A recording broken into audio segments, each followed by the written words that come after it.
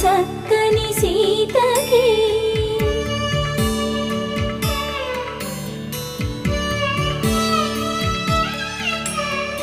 ఎర్ర జాబిలి చేయి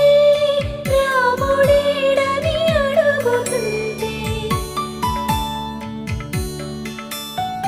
చూడలేదని పెదవి చెప్పే చెప్పలేమని కనులు చెప్పే నల్ల పూసై